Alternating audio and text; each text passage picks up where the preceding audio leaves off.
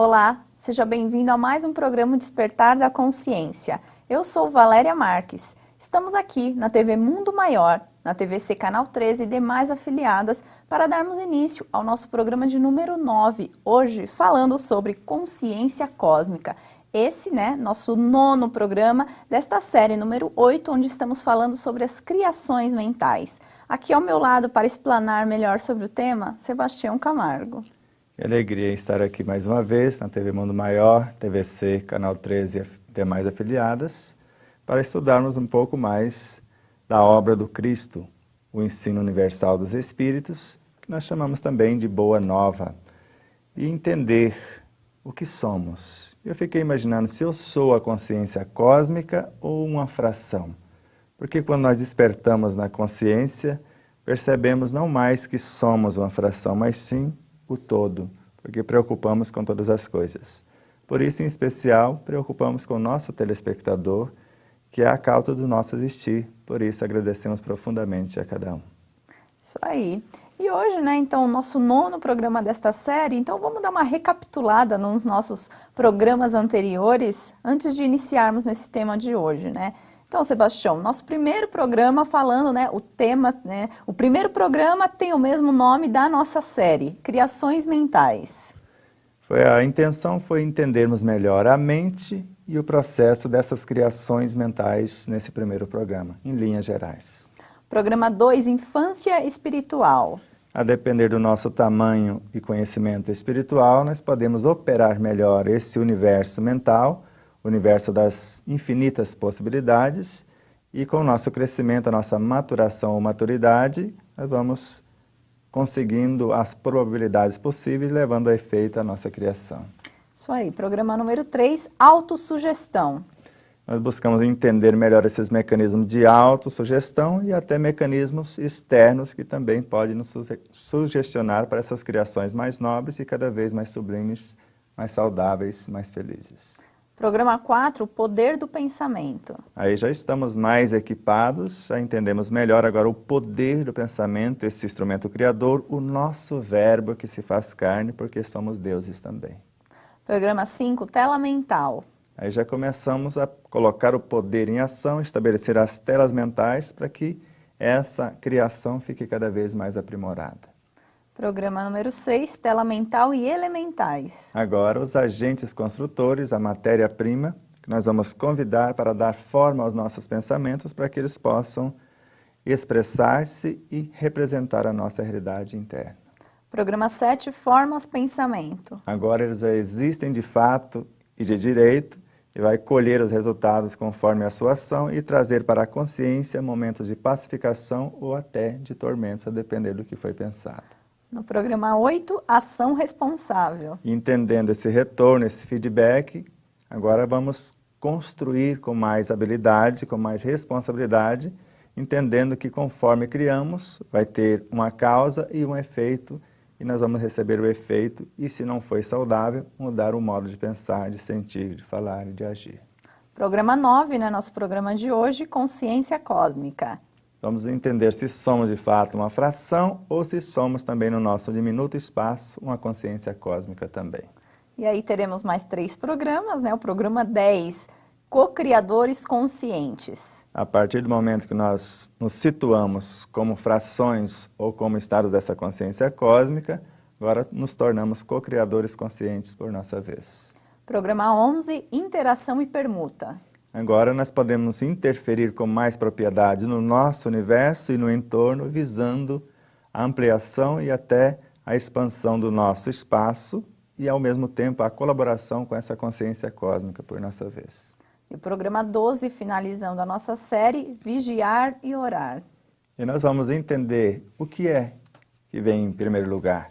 Nós vigiamos, depois oramos, ou oramos, depois vigiamos? Nós vamos esperar até lá para ver o que nos aguarda, mas tem algumas surpresas nessas duas diretrizes. Que bom! Então, vamos dar início a esse nosso estudo de hoje, e é muito importante essa recapitulação que o Sebastião fez, porque vai mostrando mesmo essa crescente, quanto um programa vai dando corpo mesmo, vai dando forma a cada um, e até chegarmos então nesse programa de hoje, essa construção que é feita, Então, vamos lá, para você que está aí acompanhando, quiser fazer a leitura aqui com a gente, página 304. Hermínio Correia de Miranda alerta-nos quanto à responsabilidade que assumimos nas menores ações perpetradas. Aí aqui a citação de Nossos Filhos São Espíritos, de Hermínio Correia de Miranda. Nenhum de nós é uma ilha psicológica ou emocional. Somos partículas de um só continente da vida.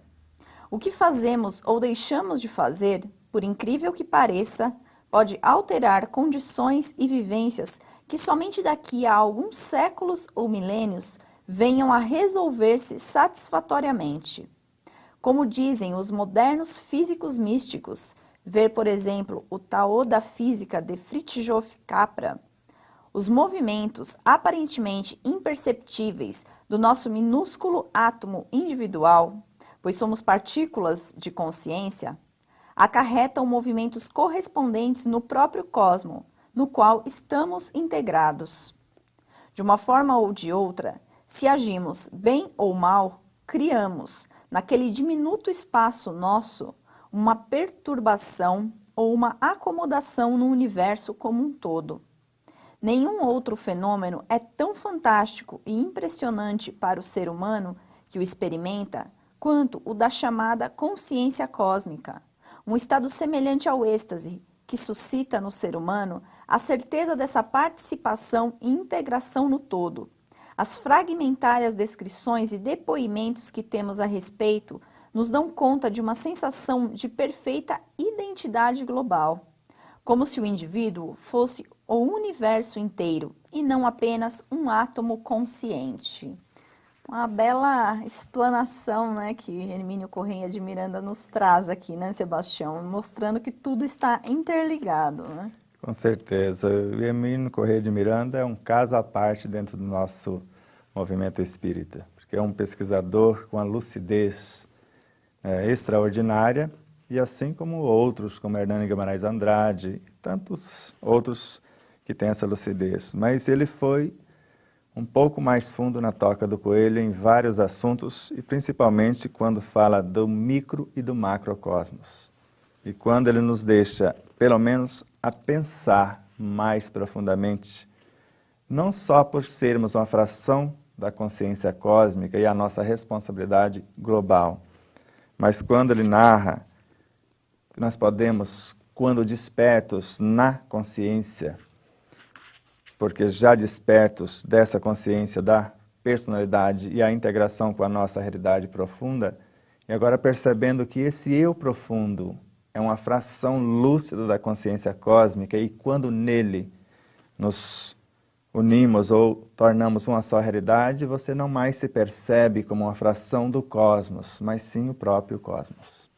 Muito interessante ver essa interação, né? Essa integração que temos com o todo, né? Você podia falar, por que é importante essa nossa compreensão? Quando nós percebemos com vários autores, André Luiz, Emmanuel, Leon Denis, vários outros, Miramês, Joana de Ângeles, que o micro contém o macro e vice-versa. Então, as mesmas leis que regem o macro, regem o micro também. E se nós entendemos o micro, facilmente nós vamos entender o macro. Vamos dar um exemplo bastante simples para que o nosso telespectador possa compreender. Então, quando estamos tocando numa flor, numa folha, numa planta qualquer, no minério ou em qualquer fração ou estado vibracional da energia, da consciência, nós estamos interagindo com o todo. E a depender dessa atitude, desde o mais discreto pensamento, porque nós já estamos colocando todo o nosso universo em ação, e ao mesmo tempo uma interação contínua com o meio externo. E quando entendemos isso, a partir dessa postura inicial, nós vamos criar possibilidades ou dificultar a nossa própria realidade. Mas daqui a pouco nós voltamos mais detalhadamente nesse assunto. Aqui quando ele fala, né, nenhum de nós é uma ilha psicológica ou emocional, ele já está nos dizendo com relação a essa parte dessa integração com o todo, né? Exato. Porque se formos ou se fôssemos isolados, como querem alguns, Tem dificuldade de relacionar com o parceiro, larga do parceiro. Pensa que vai ficar sozinho, estaria isento desta interação. Arranja um outro parceiro, percebe que houve prejuízos, porque se não deu conta daquele, o outro pode ser um pouquinho mais complexo. E assim em várias situações, no alimento, no trabalho, na vida, como no geral. Se a gente tem dificuldade de enfrentar uma situação, a gente retorna a ela com maiores dificuldades. E aqui quando ele fala, né, o que fazemos ou deixamos de fazer, por incrível que pareça, pode alterar condições e vivências que somente daqui a alguns séculos ou milênios venham a resolver-se satisfatoriamente. O que ele está querendo nos dizer aqui? Vamos colocar isso aí bem no prático do dia a dia. Hoje eu não dou conta da mala com alça que eu estou carregando. E aí, por dificuldades minhas, e não buscar ajuda para reformar o meu universo e querendo reformar o outro para que ele atenda às minhas necessidades, lá na frente eu volto já com a mala sem alça. E depois, se eu não dou conta da mala sem alça, eu volto com a caixa de papelão molhado. E isso pode levar milênios para se resolver. E não só isso, a depender da atitude em relação à natureza, à ecologia, em vários setores da vida, da fauna, da flora, eu posso complicar, desequilibrar aquele meio, aquele clima e etc. E gastar milênios. E eu vou ter que voltar várias vezes para refazer o que eu desfiz. A lei é muito clara. Quem tirou do lugar precisa recolocar e restabelecer a mesma harmonia. Mas essa questão de ficar séculos ou milênios para resolver essa situação é enquanto permanecemos numa não compreensão da nossa responsabilidade, dessa não mudança de conduta? Não, isso é mais sério um pouco. A depender do que foi gerado, vamos dar um exemplo na obra Nosso Lar, de André Luiz. A depender do que foi gerado, lá no caso, foi havendo, por inexperiência do governador, às vezes até por certas negligências do seu corpo que o assessorava, a alimentação foi perdendo a característica de um alimento que era canalizado basicamente pelo pensamento, pela energia do sol, pela água, e aí foi ficando mais denso e, ao substituir o governador, ele levou quase meio século para restabelecer o alimento pela respiração. Agora imagina se é algo maior, porque um câncer, por exemplo, segundo Ramatiz, pode ter começado há milênios, e às vezes eu não consiga corrigir esse processo cancerígeno numa única reencarnação. Às vezes eu passo por uma situação cancerígena, um processo aqui, e a depender de como eu enfrento ele agora, eu posso retornar nas próximas etapas ainda refazendo esse contexto. Por isso que nós vemos crianças já nascer com o processo cancerígeno e nós não sabemos os antecedentes, onde começou esse processo desequilibrante que precisa se reorganizar. Ok, interessante a gente se aprofundar um pouco mais nessa compreensão, né? E você que está aí acompanhando o nosso programa, quiser estar assistindo nossos programas anteriores, nossas séries anteriores, é só você entrar no nosso site, tvmundomaior.com.br. Dúvidas ou sugestões, mande-nos um e-mail para despertar@tvmundomaior.com.br. Agora nós vamos para um rápido intervalo e já voltamos.